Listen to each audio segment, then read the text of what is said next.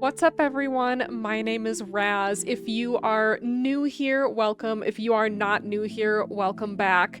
This is going to be my comprehensive video on No Mover Demon Hunter for Midnight Prepatch. We are going to go over everything, including stats, rotation, talents, all of that good stuff that you need to know.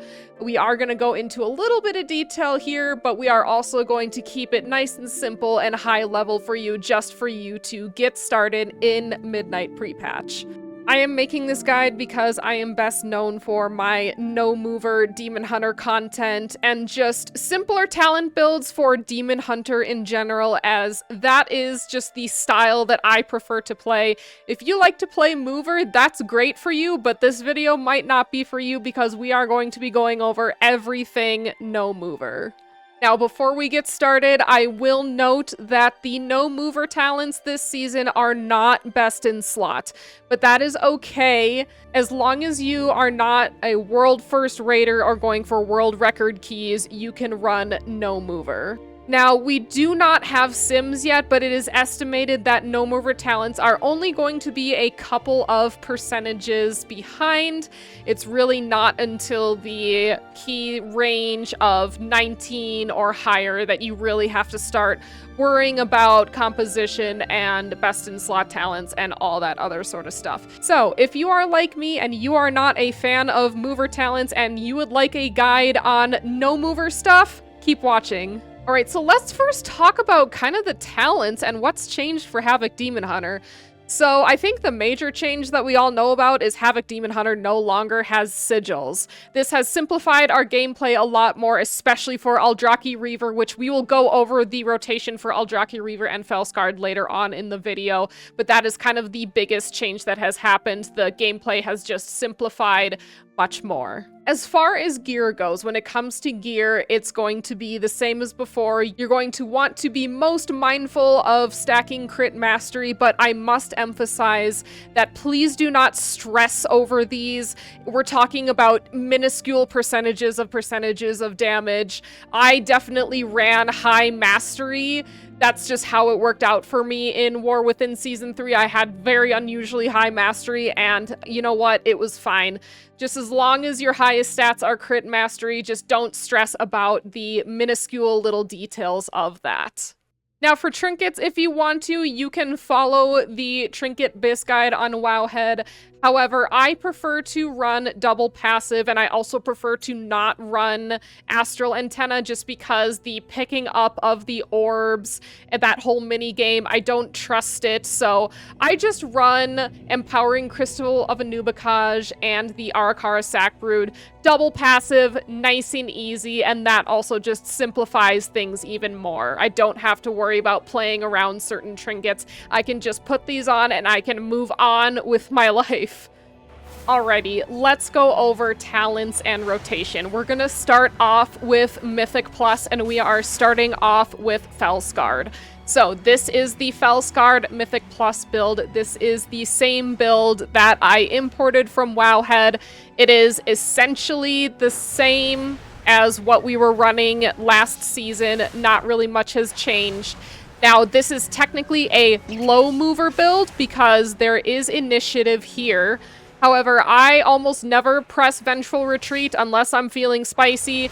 With initiative, it says damaging an enemy before they damage you. In an AoE situation, you are constantly changing targets, so you don't necessarily need to press Vengeful Retreat unless you are really, really trying to maximize your damage. I have a ton of Mythic Plus runs up on my YouTube where I am running this talent and never pressing Vengeful. You can go check those out or not.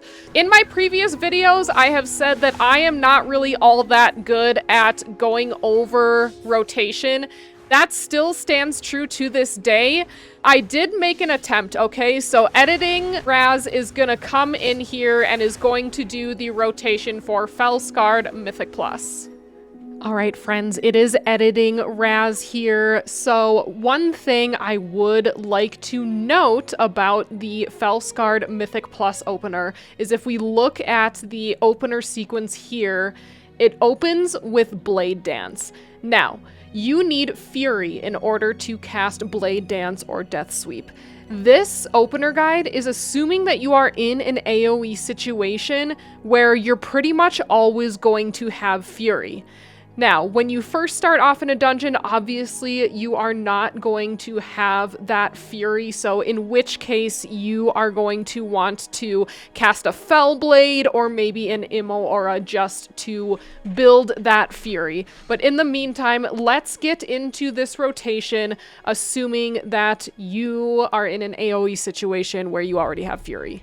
All right, so we are going to Blade Dance, Hunt, press all of your Immo Auras, and then I-Beam, Annihilation, Death Sweep, Meta, Death Sweep again, press 1 Consuming Fire, Annihilation again, Abyssal Gaze, and then after that, it's kind of freeform. Just make sure that your highest priority buttons are always being pressed on cooldown. Those would be Blade Dance or Death Sweep, as well as your Immo Auras, and of course, Annihilation and Meta. As far as pressing other buttons like Fellblade, I basically ignore Fellblade unless I need some Fury, or if there's nothing else to press. Another fast tip about this build is always try to make sure that you are Blade Dancing before you hit your Immo Auras. This is due to the talent Burning Wound, where your auto attacks and throw glaive leave open wounds on your enemies, dealing damage and increasing the damage taken from your Immo Aura by 40%. And with this build, we are also running Screaming Brutality, which is Blade Dance triggers a throw glaive on your target. So these two talents working together, Screaming Brutality and Burning Wound, means you should always try to Blade Dance before you press Immo Aura. Alright, so the next talent build we're going to go over is Aldrachi Reaver. Again, this is technically the low mover version, but same thing with initiative. Don't have to press it unless you're really trying to maximize your damage. Now, the great thing with Aldrachi Reaver is because we don't have Sigil of Spite anymore, and then we are also not playing around Sigil of Misery and Chaos Nova for generating souls. The amazing thing is Aldrachi Reaver is now so much simpler to play. And then I even went in and I plugged into a Priory just to test this talent build out. And let me tell you, Reaver was so much fun to play without having to worry about using sigils on cooldown, Chaos Nova-ing for souls. I actually had so much fun playing Aldrachi Reaver. So if you were too scared to try Aldrachi Reaver before, I think now is your time, now is your chance. Go ahead and give it a try. It is so much more simple to play. And now Editing Raz is gonna come in and go over the rotation with you. All right, we're gonna hunt, throw that Reaver's Glaive, press an Immo Aura to generate Fury, I-Beam, Annihilation, Death Sweep, Meta, Death Sweep right away, I-Beam again, press another Immo Aura, and then Annihilation, and then another Death Sweep. And then from there, it's kind of the same thing, just continue on with your priority list. The highest priority for this is always going to be pressing your Reaver's Glaive, and since you are in an AoE situation, you are always going to Chaos Strike and then Blade Dance, because that Blade Dance is going to do 6 extra slashes for that big AoE damage. Alright, we are now on to raid talents. So the fascinating thing about our raid talents is we still have a Fellscarred single target raid build. However, it is not like the one that people were doing last season. I actually never did this talent build. I did take a few minutes to try and learn it, and it just never clicked in my brain, so I just, all throughout raid all last season, I only ran Aldrachi Reaver single target build. This is entirely different, and it's not that weird rotation.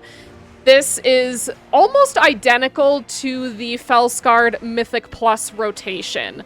So Editing Raz is going to go over that with you now. All right, Immo Aura before pull, and then you're gonna hunt, Immo Aura again, I-Beam, Annihilation, and Death Sweep.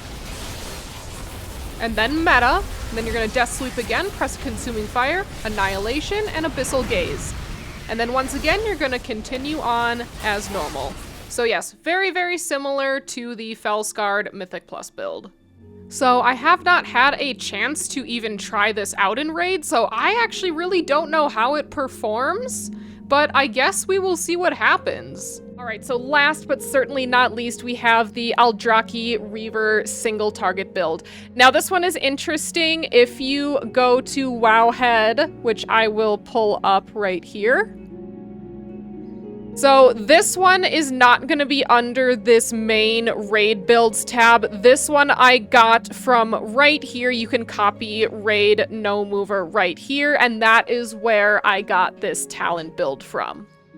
So this one also does not run, actually I think when I imported it, it did run Essence Break, but you can drop that for Chaos Theory. I do know that Essence Break is, I can't remember exactly, I think it's bugged or something. It's not working, it's not really doing any damage right now, so definitely do not run the Essence Break there. Drop that for Chaos Theory, and I don't know if that copy was fixed yet, but it might be, so when you copy in the talents, you may or may not have Essence Break, I don't really know. So that is this talent build here, and let's go over the rotation for it. Immo Aura, Hunt, throw that Reaver's Glaive, I-Beam, Annihilation, Death Sweep, then we're gonna meta, Death Sweep again, I-Beam again, and then Annihilation.